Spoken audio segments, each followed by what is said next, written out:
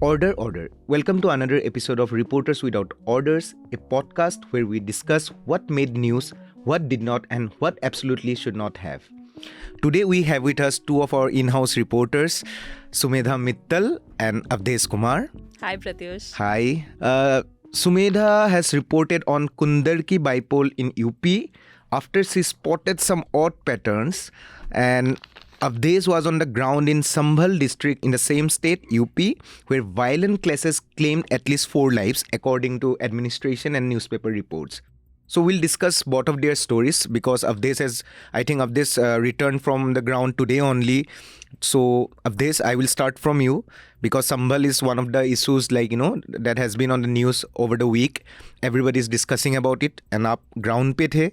So what did you observe? And I think the whole thing started after one survey team visited a mosque to find out a temple, which nowadays has become very common.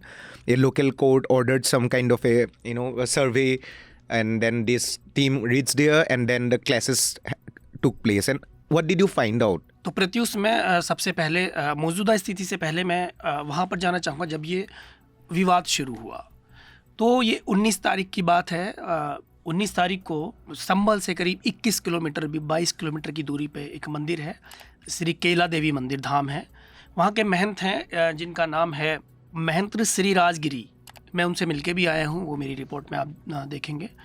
उन महंत के द्वारा वहाँ की local court में एक petition दायर की जाती है और उसमें ये कहा जाता है कि ये जो संभल में जो शाही जामा मस्जिद है, जो एक बहुत ऊंचे से टीले पर है, जो है ये मस्जिद नहीं है, बेसिकली ये एक मंदिर है. यहाँ से इस विवाद की शुरुआत होती है. इसके बाद क्या होता है कि जो जज साहब हैं वहाँ के, उन्होंने इसको सुनवाई के लिए उसी दिन, हैरानी की बात है कि उसी दिन इस पर सुनवाई होती है और उसी दिन एक टीम का गठन कर दिया जाता है सर्वे के लिए. एक टीम आती है शाम को, इसका सर्वे होता है. वो सर्वे करीब 2.5 घंटे होता है.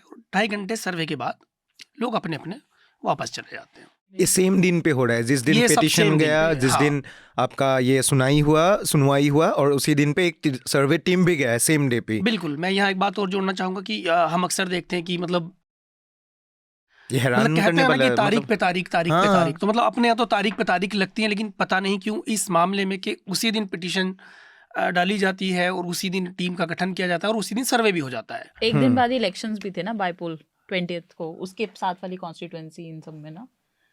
हाँ, ये 19 तारीख की बात हाँ. है. तो उसके बाद क्या होता है कि सब कुछ शांतिपूर्वक निपट जाता है. इसके बाद फिर बीते रविवार को फिर सर्वे की टीम दोबारा रिविजिट करती है उस मस्जिद की, और वो मस्जिद की तरफ जब वो लोग जा रहे होते हैं, सर्वे टीम कर रही होती है. तो इस दौरान जैसा वहाँ के स्थानीय लोगों का कहना है, मेरी जो बातचीत हुई, कि काफ़ी पुलिस की मौजूदगी थी और लोगों को ऐसा लगा कि पता नहीं मस्जिद में अब क्या हो रहा है दोबारा से. क्योंकि एक बात ये भी कही जा रही है कि वहाँ के जो कहना चाहिए कि जिम्मेदार लोग हैं मुस्लिम धर्म के, उनको ये बात नहीं बताई गई. जो थोड़े से सौहार्द बनाए रखने वाले लोग हैं, उनको ये बात नहीं बताई गई. मुस्लिम पक्ष के लोगों को अगर ये बात बताई गई होती शायद ऐसा ना होता. तो उनको नहीं बताया गया ये सब जब ये सर्वे हो रहा था सेकंड वाला.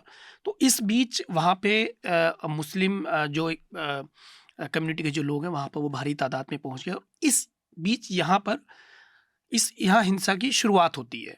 तो हिंसा कैसे स्टार्ट क्यों हुआ था? एक तरफ तो एक सर्वे टीम था अंदर, पुलिस था काफी वहाँ पे डिप्लॉयड, एंड उस तरफ से लोग वहाँ पे इकट्ठा हो रहे हैं कि क्या हो रहा है, समझ में नहीं आ रहा है किसी को भी. राइट. इकट्ठा होने के बाद उनको लगा शायद कि यहाँ पर वो खुदाई शुरू हो रही है या क्या हो सकता है, वो भी शायद वो गलतफहमी में रहे हों. इसके बाद यहाँ पर चीज़ें खराब हो जाती हैं. फिर एडमिनिस्ट्रेशन और जो मॉब था वो दोनों आपस में भिड़ जाते हैं. भिड़ने के बाद आंसू गैस के गोले, पत्थरबाजी, गोलीबारी, आप तमाम वीडियो आप सोशल मीडिया पर देख रहे होंगे किस तरह से जो वहाँ के मौजूदा सीईओ हैं वो भी फायरिंग करते हुए दिखाई दे रहे हैं, है ना. तो इसके बाद इस हिंसा में अभी तक पुलिस का कहना है कि मैं सवेरे आया हूँ तो रात मेरी बातचीत हुई उनसे, एसपी से. तो एसपी ने मुझसे कहा कि अभी तक 4 लोगों की डेथ हुई है. हालांकि वहाँ के जो मौजूदा लोग हैं उनका कहना है कि 6 लोगों की मृत्यु हुई है. ओके, ये अभी डिस्प्यूटेड है कि कितना लोगों का डेथ हुआ है. लोग तो 6 से ज़्यादा भी बता रहे हैं, लेकिन उनका कहना है कि 4 की मृत्यु हुई है। तो मैं भी कुछ लोगों के घर पे गया था, मृतक परिवारों से मिल के आया। इस बीच जो लोग घायल हैं उनके परिवारों से मिल के आया। और एक इंटरेस्टिंग यहाँ पे जो चीज़ है कि जो पेटिशनर है, जो आप हाँ। महंत, जो एक प्रीस्ट है, उनका क्या रोल रहा है उसके ऊपर और देश से हम जानेंगे। लेकिन उसके बेस में हम सुमेधा पे आना चाहता हूँ। सुमेधा ने एक इंटरेस्टिंग स्टोरी किया है। It's like after she spotted some odd things in the UP Kundarki bypoll में, आपने कुछ Right. पैटर्न्स नोटिस किया कि हाँ. यहाँ पे जो पोलिंग हुआ है उस पोलिंग में कुछ अनयूजुअल चीज़ें आपको दिखाया। उसके बाद आपने रिपोर्ट किया है कि odd dip in turnouts put spotlight on UP's Kundarki bypoll. तो आप क्या बताएंगे कि किस तरीके का, क्योंकि अभी इस समय में हम देख रहे हैं like at this present situation, I think आज ही एक बातचीत हो रहा है, न्यूज़ में आ रहे थे कि जो महाविकास आघाड़ी है महाराष्ट्र से, तो they are planning to file a petition in the Supreme Court like regarding some EVM and malfunction. irregularities in basically polling. And we have been hearing in from UP as well कि how in some constituencies voters are not being allowed to vote. like Akhilesh Yadav से लेके बड़े बड़े politicians इस पे अपना आवाज उठा रहे थे। तो what is your story is about? Your story also talks about in a similar line. So can you just Of still voter suppression voter suppression in a larger term? My story hints at voter suppression. Actually, जो MV आज बात उठा रही है Maharashtra elections के अंदर कि इतना बड़ा स्वीप नहीं हो सकता, तो वो बोल रहे हैं EVM में मैल फंक्शनिंग है, या फिर वो बोल रहे हैं कि नंबर ऑफ वोट्स पोल्ड जो हैं वो नंबर ऑफ वोट्स काउंटेड से मैच नहीं हो रही हैं। वो उस तरीके के चीज़ों पे इलेक्टोरल प्रोसेस पे क्वेश्चंस उठा रहे हैं। लेकिन जो हमने स्टोरी किया है कुंदरकी में, it's a totally different kind of it, that story hints at a totally different kind of a voter suppression.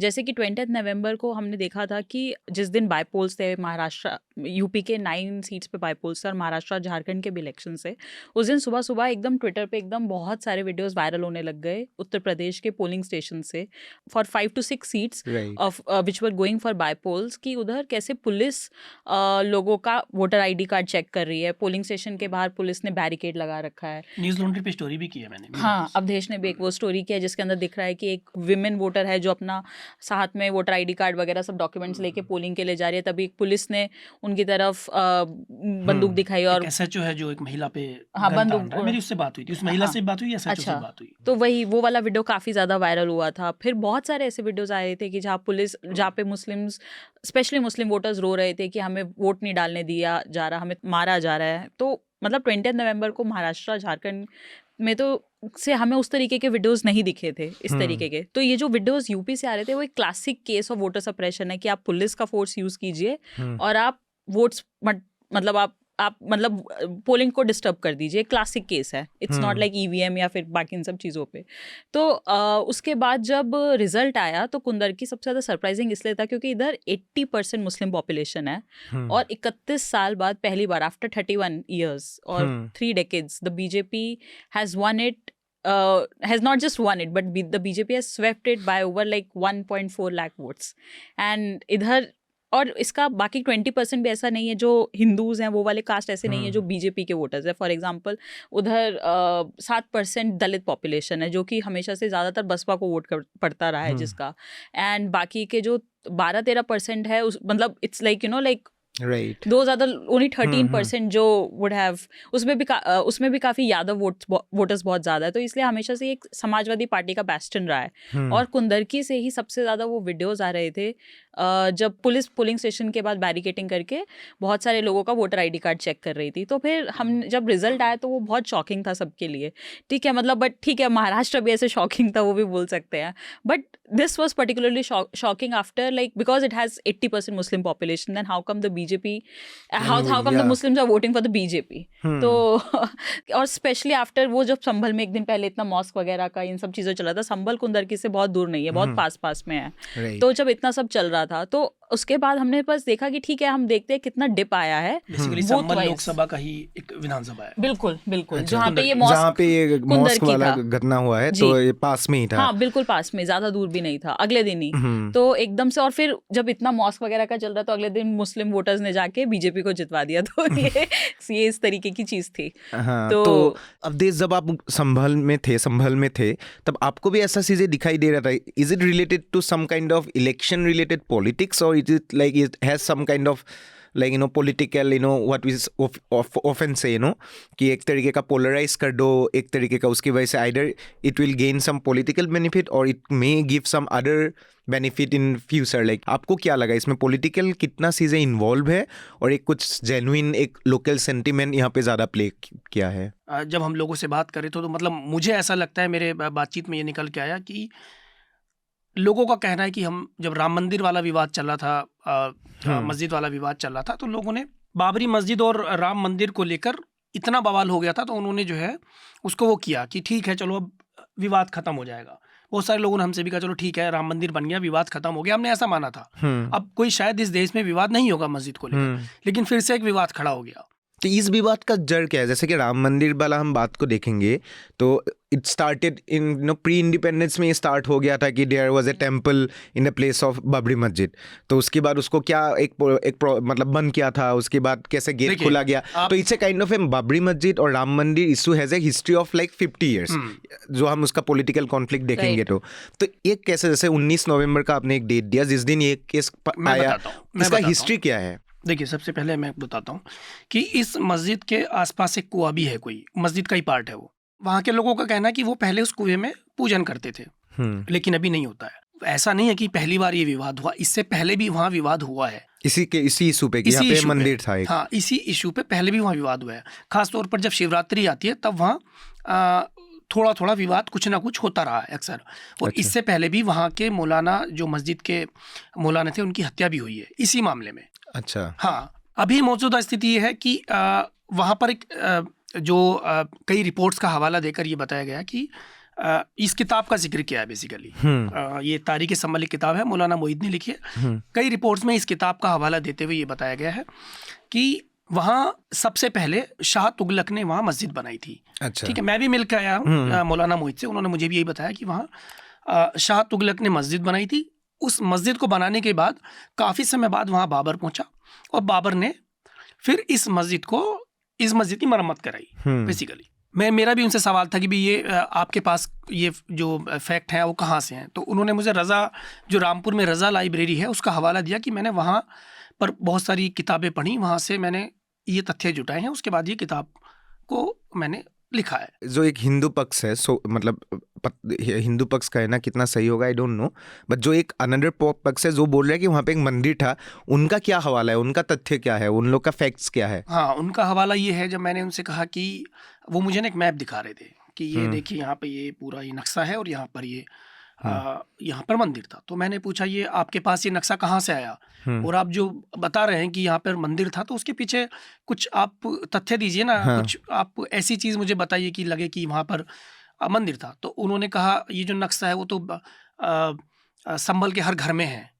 तो उनका बड़ा अजीब सा जवाब था। मैंने कहा इसका कोई सोर्स नहीं है कि वो नक्शा कहाँ से आ रहा है? ये कुछ सोर्स बताइए नहीं, वो तो ये नक्शा तो हर घर में है। अच्छा। और ये सब जानते हैं, अब क्यों नई बात नहीं है, सबको पता है ये। फिर उन्होंने जो है आला उदल का और बहुत सारी बाबरनामा, ना जाने कितनी किताबों का उन्होंने मुझे बताने लगे कि वहाँ 20 का जिक्र है, मंदिर का जिक्र है, यहाँ उसका जिक्र। लेकिन फैक्ट्स इतना स्ट्रॉन्ग नहीं है, या फैक्ट्स का कुछ ऐसा आधार आपको मिला नहीं वहाँ पे? जैसा उन्होंने बोला मैं वैसा बता रहा हूँ, अपनी रिपोर्ट में है। ठीक है, अभी आपने जैसे बोला कि ये इशू बहुत सालों से चलते आ रहे हैं, पहले भी इसके लिए कॉन्फ्लिक्ट हुआ है, लेकिन अभी क्यों 19 नवंबर को ये पिटीशन क्यों डाला?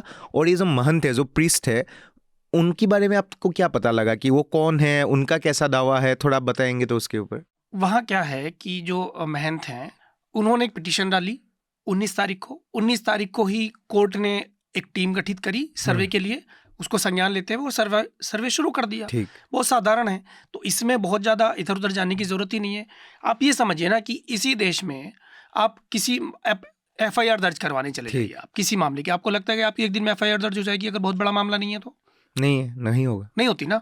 लेकिन उसी दिन कोर्ट में इसको एक्सेप्ट कर लिया गया, और एक्सेप्ट तो इसलिए पूछ रहा हूँ कि महंत का कुछ ऐसा वो क्या बहुत पावरफुल है लोकली, या क्यों उनका इस पिटीशन, मतलब आपको क्या लगा कि उनका मतलब एक सोशल स्टेटस बोल सकते हैं, या उनका कुछ इन्फ्लुएंशियल है, क्यों? मतलब संभल में ही नहीं हो रहा है।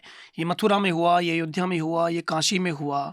अच्छा, आपको लगता है एक लार्जर मतलब ये तो हर जगह इस तरह की पिटीशन डल के, अभी देखिए ना, अभी बनारस में क्या हुआ, बनारस में भी ऐसे ही हुआ। तो हर जगह इस तरह से पिटीशन डाली जाती है, कोर्ट उसका संज्ञान लेता है, उसके बाद सर्वे होता है, सर्वे के बाद जो चीज़ें हैं वो सबके सामने हैं। तो जो ये महंत की जो याचिका है, इसमें अधिवक्ता विष्णु शंकर जैन ने कई याचिकाओं की तरफ से संभल के सिविल जज सीनियर डिवीजन की अदालत में मंगलवार को ये वाद दायर किया था।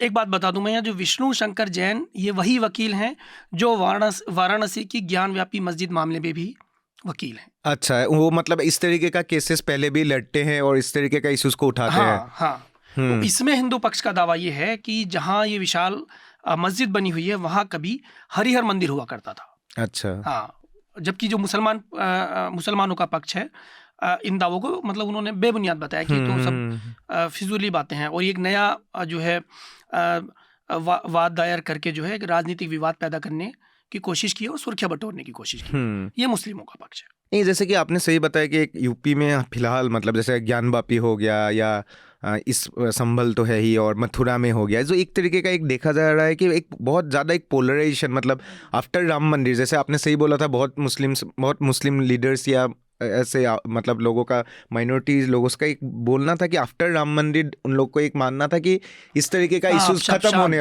वाला है, मतलब एटलीस्ट वो इन लोगों ने भी एक जैसे कि ठीक है अभी हो गया, नया ऐसा इशू नहीं आएगा। लेकिन देखा जा रहा है कि द इश्यूज आर लोकसभा के हार के बाद लोकसभा एग्रेसिव एक हो गया, योगी आदित्यनाथ का पिच और स्ट्रांग हो गया। और उसके साथ साथ जैसे हम देख रहे हैं कि जैसे आपने पॉइंट आउट किया था बाईपोल के टाइम पे एक मुस्लिम एरियाज को ही टारगेट करके वोट नहीं, मतलब वोटिंग परसेंटेज कम करने किया, जो भी ये सब मतलब कम किया, मतलब वो तो डेटा दिखा रहा है। जैसे हम लोगों ने कंपेयर किया कुंदरकी के अंदर, ये हमारे कुंदरकी में कुछ 435 पोलिंग बूथ्स है, तो उसके अंदर हमने देखा कि कुछ 150 बूथ्स पे in comparison to 2020 UP assembly elections and 2019 Lok Sabha election, in booths पे 15 to 60% वोटर टर्नआउट गिर गया। और कुंदरकी से ही वीडियोस भी वायरल हो रहे थे सबसे ज़्यादा कि पुलिस वोटर्स को हरास कर रही है या डिस्टर्ब कर रही है, वोटिंग के अंदर डिस्टर्ब नहीं करने दे रही है।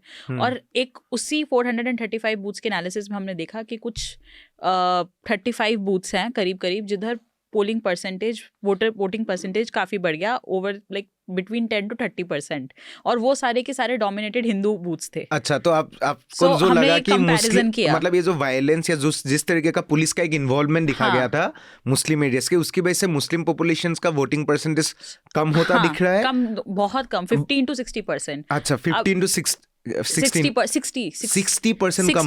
कम। और वो जो दो बूथ्स ऐसे हैं जिधर पिछली बार 60% पोलिंग हुआ था, और इस बार 0 वोटर टर्नआउट रिकॉर्ड हुआ उधर, और उधर 1800 मुस्लिम पॉपुलेशन है। तो उधर ऐसा क्या हुआ कि हर बार जब पिछली बार 60% पोलिंग हुआ 2019 में, उन्हीं दो बूथों पे 70% पोलिंग हुआ, और इस बार ऐसा क्या हुआ कि 0 वोटर टर्नआउट हुआ है और 1800 मुस्लिम पॉपुलेशन है। तो ये तो बहुत कंसर्निंग है। तो इसी वजह से हमने इलेक्शन कमीशन को भी ये सवाल भेजा, उनसे पूछा कि ऐसा क्यों हुआ। तो उन्होंने बोला भी हमने बूथ वाइज एनालिसिस नहीं किया है वोटर टर्नआउट का, और ये भी कहा कि उन्होंने कुछ 7 पुलिस ऑफिसर्स को उस दिन सस्पेंड कर दिया गया था जो इन सब चीज़ों में इन्वॉल्व थे, और उनमें से एक जो थे वो मुरादाबाद में थे, जहाँ कुंदरकी डिस्ट्रिक्ट का, मुरादाबाद डिस्ट्रिक्ट में ही कुंदरकी आता है। तो उन्होंने बोला कि हमने ऑलरेडी सस्पेंड कर दिया था। लेकिन इधर एक कॉन्ट्राडिक्शन है। हम इलेक्शन कमीशन क्या करता है, पोलिंग वाले दिन हर असेंबली के लिए एक पुलिस ऑब्जर्वर भी भेजता है जो स्टेट के बाहर से होता है, और वही उन्होंने इधर के लिए भेजा था एक West Bengal based IEPS officer को भेजा था। हमने उनको भी कॉल करके पूछा कि उस दिन आपने क्या पैटर्न नोटिस किया, तो उन्होंने बोला नहीं, उस दिन समाजवादी पार्टी बहुत एलिगेशंस लगा रहा था कि पुलिस वोटर्स को डिस्टर्ब कर रही है। हमने इन्वेस्टिगेट किया और हमने कुछ नहीं पाया। अगर उन्होंने कुछ नहीं पाया और इलेक्शन कमीशन ने तो फिर सस्पेंड क्यों किया था? ठीक, और कॉन्ट्रडिक्शन है, बहुत बड़ा कॉन्ट्रडिक्शन है जो इलेक्शन कमीशन के पुलिस ऑब्जर्वर कह रहे हैं और इलेक्शन कमीशन खुद कह रहा है। तो बट इसके अंदर एक बहुत बड़ा सवाल ये है कि जब इलेक्शन कमीशन ने एक ऑफिसर भी सस्पेंड किया, इतने वीडियोस भी वायरल हुए, और डेटा भी ये दिखा रहा है कि मुस्लिम डोमिनेटेड बूथ्स पे 15 to 60% ड्रॉप है। तो इस चीज़ को दोबारा उन बूथ्स पे रीपोलिंग का अभी तक ऐलान क्यों नहीं आया? ठीक, और अच्छे इतना से वीडियोस आ रहे हैं। बिल्कुल बिल्कुल, और अच्छे तरीके से इन्वेस्टिगेट क्यों नहीं हुआ? और apart from sending a police observer, election commission एक कोई सीनियर काउंटिंग ऑब्जर्वर भी भेजते हैं, जो कि इस केस के अंदर कोई कर्नाटका से एक IAS ऑफिसर थी। तो उनसे जब मैंने बात की तो उन्होंने बोला कि I can't tell you what kind of a report I have submitted to election commission if it is positive और negative, but I have submitted a report on the count of the counting. तो उस report में क्या है? तो एक ये चीज़ है कि मतलब इलेक्शन एक बहुत सैक्रोसेंट, पोलिंग एक बहुत सैक्रोसेंट प्रोसेस है, एंड अगर उसमें कुछ भी डिस्टर्बेंस होता है तो it's very important for the Election Commission, खाली सस्पेंड करने से कुछ नहीं होगा, it's very important for them to take a serious action, and if it is needed कि अगर वहाँ पे बहुत बड़ा डिस्टर्बेंस हुआ है और डेटा ये दिखा रहा है कि 2 बूथ्स तो ऐसे जिधर 0% वोटर टर्नआउट रिकॉर्ड हुआ है, तो election commission should think about it कि ऐसा क्या हुआ। Sumedha's report on कुंदर की bipole has many more details. Like उसने बहुत कुछ चीज़ें आप लोग को बोला है, बट उससे भी ज़्यादा उसकी डिटेल्स आपके उसके रिपोर्ट में मिलेगा, and you should read that report to get more details about how administrative intervention has resulted in a deep in voter turnout as compared to 2019 Lok Sabha polls and 2022 assembly polls. So you'll get more details on it. And now I want to come to Avdesh, because Sumedha was talking about the role of administration in kind of law and order or kind of elections. मतलब जैसे administration का role भी questionable है, as she has rightly pointed out कि वहाँ पे inquiry क्या हुआ, इन्वेस्टिगेशन क्या हुआ। अभी जैसे आप जहाँ पे गए थे संभल में भी हमने देखा there at least so far 4 dates, right? तो इसमें अभी मौजूदा स्थिति क्या है? What is the present situation? वहाँ पे क्या चल रहा है? आपको क्या मिला? क्योंकि आपने बिगिनिंग में ये क्लेम किया था कि लोकल्स हैव क्लेम्ड यू कि देयर आर 6 डेट्स, 6 लोगों का डेट हुआ है। तो अभी क्या स्थिति है? आपको क्या दिखा वहाँ पे? तो प्रत्युष, अभी मौजूदा स्थिति ये है कि वहाँ सड़कें सूनी हैं, सन्नाटा पसरा हुआ है, और जो पुलिस की गाड़ियाँ हैं उनके सायरन्स जो है सिर्फ उनकी आवाज़ आती है दिनों रात। राइट। तो जो मार्च है गाड़ियों का, दर्जन एक की गाड़ियाँ जो पुलिस की हैं वो सायरन बजाते हुए निकलती हैं शहर में, और पुलिस मतलब भारी तादाद में डंडे लेकर वो पूरा मार्च करके, हेलमेट लगा के, आप समझ सकते हैं कि जैसे कहीं पे जब हिंसा होती है तो वहाँ से जब पुलिस पूरा गुजरती है तो क्या माहौल होता है। लोग डर की वजह से अपनी दुकानें नहीं खोल रहे हैं, गिनी चुनी दुकानें वहाँ खुल रही हैं। लाइक कर्फ्यू जैसा एक सिचुएशन। कर्फ्यू है अभी भी? कर्फ्यू नहीं लगा है, लेकिन हाँ कह सकते हैं कि वो एकदम कर्फ्यू जैसा ही माहौल है, क्योंकि लोग घरों से नहीं निकल रहे हैं। और इंटरनेट भी बैन था, मुझे जितना याद इंटरनेट है। अभी भी बैन है वहाँ, अभी भी बैन इंटरनेट है ना? नहीं चल रहा है।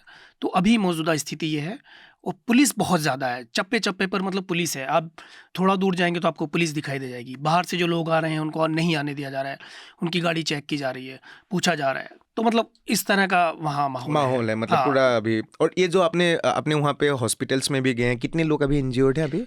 हॉस्पिटल में अभी 2 लोग हैं जिनको उनका कहना है दोनों का कि इनको गोलियां लगी हुई हैं, और इसके अलावा बाकी 2 लोग वहाँ जिनकी डेथ हो चुकी वो आए थे। इसके अलावा जब मैंने वहाँ के जो सर्जन हैं उनसे बातचीत की तो 28 कांस्टेबल, उनके पास जो डेटा है, उन्होंने मुझे डेटा दिया है, लिस्ट दिया है, एक 28 पुलिसकर्मी थे जो घायल होकर अवस्था में वहाँ आए थे। 2 वो लोग थे जिनकी डेथ हो चुकी थी, डेथ थे वो, और 2 लोग जो अभी भी घायल हैं जिनका इलाज चल रहा है, और उनको कल मेरे सामने ही उनको मुरादाबाद रेफर कर दिया। तो टोटल 32 लोग उस हॉस्पिटल में आए थे। अच्छा, ये सिविलियंस है मतलब? हाँ, ये सिविलियंस है। हालांकि जो अस्पताल के जो डॉक्टर हैं उन्होंने ये मुझे नहीं बताया कि उसको गोली लगी है। मैंने पूछा कि क्या उनको गोली लगी है, उनका ऐसा कहना है। तो डॉक्टर ने कहा कि ये तो एक्सरे से ही पता चल जाएगा। तो मेरा सवाल था कि इनको यहाँ आए हुए कितना दिन हो गया? तो बहुत सोच समझ कर बोला कि इनको 3रा दिन हो गया।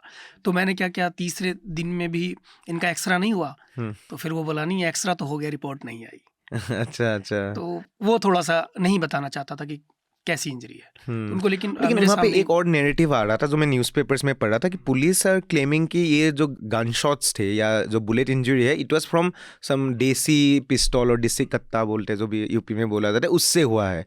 सो बेसिकली पुलिस आर सेइंग कि ये पुलिस की गोली में से इनको ना ही नोबडी हैज़ डाइड और किसी को कोई भी इंज्योर नहीं हुआ है। इसमें आपको क्या मिला? मैं कल DMSP से मिला तो मेरा भी यही सवाल था। तो उन्होंने कहा था कि जो लोग आए थे, जो मॉब था, तो जब ये भगदड़ मची तो जो उनके पास जो हथियार थे उससे उन्होंने, जो देसी कट्टा था उससे फायरिंग हुई, और वो आपस में मतलब उनको गोली। हाँ, ऐसा ही बोला जा रहा है। तो ऐसा ये पुलिस वर्जन है बेसिकली। पुलिस का वर्जन। इसमें कोई अभी हालांकि तक कई वीडियो हैं जिसमें पुलिसकर्मी फायर करते हुए दिखाई दे हाँ मतलब अभी उसके लिए एक खासतौर से प्रॉपर वहाँ के सीईओ कोई को बहुत- इन्वेस्टिगेशन अभी तक ऑर्डर किया है एडमिनिस्ट्रेशन ने? हाँ, वो जांच तो चल ही रही है, अच्छा वो वो जांच तो चल ही रही है। मतलब लेकिन अभी कब क्या होगा किसी को कुछ नहीं। आइडिया नहीं। बेसिकली जांच ये हो रहा है कि जो एक तो ड्रोन से और बाकी जो कैमरे शहर में लगे हुए हैं उनमें देखा जा रहा है कि कहाँ पे कौन पत्थरबाजी कर रहा है, कहाँ कौन देसी कट्टा लेके घूम रहा है। तो वो राइट चेहरे से उनको पहचान के उनको ढूंढ रहे हैं, और ढूंढने के बाद पुलिस का कहना है कि जो वहाँ पर जो नुकसान हुआ है प्रॉपर्टी का वो सब उनसे वसूली की जाएगी। जैसे सीए के टाइम पे हुआ बिल्कुल, था, बिल्कुल, यूपी में जो स्टार्ट हुआ आपने था। देखोगे शहर में पोस्टर हाँ लगे थे पोस्टर बड़े-बड़े। लगे थे। ये यूपी में एक हाँ। पैटर्न है ना, लाइक सीए के टाइम पे भी हमने देखा था हाँ। कि इस तरीके से जब भी एक प्रोटेस्ट होता है तो एडमिनिस्ट्रेशन ही उनको कुछ मतलब उनकी एक्शन में कुछ हो जाए, लेकिन बाद में पूरा ये सब करके कि पब्लिक प्रॉपर्टी बिल्कुल। वो करने के लिए उनके पब्लिक प्रॉपर्टी को नुकसान पहुंचाया, सरकारी प्रॉपर्टी को हाँ। नुकसान पहुंचाया, और उनकी भरपाई भी इन इनसे ही दंगाइयों से करेंगे। होगी। हाँ ये यूपी का एक पैटर्न है। तो हाँ। अवधेश का एक बहुत इंटरेस्टिंग रिपोर्ट है। अवधेश का रिपोर्ट आप लोग देखिए। अवधेश यूपी में एक्चुअली वेस्टर्न यूपी से अवधेश खुद भी है और बहुत अच्छे से उस रीजन को जानते हैं और बहुत डिटेल रिपोर्ट उन्होंने किया है। तो आप लोग अवधेश का रिपोर्ट देखिएगा, हम लिंक भी यहाँ पे रहेंगे। तो now we are in the last stage of the podcast. तो आप तो फिलहाल 3-4 दिन से तो ग्राउंड पे थे, बिल्कुल। फिर भी कुछ आपको रिकमेंडेशन है? इरफान खान की एक फिल्म है मकबूल, जो मेरी बेहद पसंदीदा फिल्म है और मैं कभी कभी उसको देखता रहता हूँ। राइट। दूसरा बीबीसी का एक पॉडकास्ट है विवेचना, रेहान फजल का। जॉन एलिया पर उन्होंने विवेचना की है। उसका शीर्षक कुछ यूँ है कि उर्दू शायरी के रॉक स्टार जॉन एलिया की कहानी विवेचना। तो इसको सुना जाए, बहुत गजब है। So this week I finally got to watch All We Imagine as Light Oh. by Payal Kapadia, and क्या है I think उसमें? one of the first Indian movies to win Grand Prix award at Cannes Film Festival after Right. 3 decades. It's an indie film. It's an art house film, and generally these independent cinema is not released, is not shown in theaters. But this was one of the movies which was distributed by Rana Dugu, this super South Indian superstar Rana. I'm really sorry, I don't watch a lot of South Indian movies, so I happened to watch All We Imagine as Light, and it's a gorgeous movie. So my recommendation is like, I haven't read one story, but I wanted to read one story. So it is not recommendation, but I think it is a very interesting read. That's why I'm saying it is by a Reporters Collective. It sounds really interesting. What is the headline? It's like Blinded by the Stars. A government rating scheme is helping coal miners pat their own back. So it is like, how Union Ministry of Coal star rating scheme helps coal miners greenwash their violation of environmental laws and broken commitments to displaced people. Wow. So basically Sounds वो लोग really- it's very interesting कि environment and policy and business is all mixing up here. And So Reporters Collective has never let us down. Like, yeah, so like the headline and the it's- strap is very interesting. So it is not a recommendation as of now, but it is. I think I am going to read this week. So with this podcast is adjourned. Journalism at News Laundry is powered by the public, because when the public pays, the public is served. Visit newslaundry.com/subscription and pick a payment plan of your choice. Pay to keep news free and independent. Your future, and indeed the future of democracy, depends on it.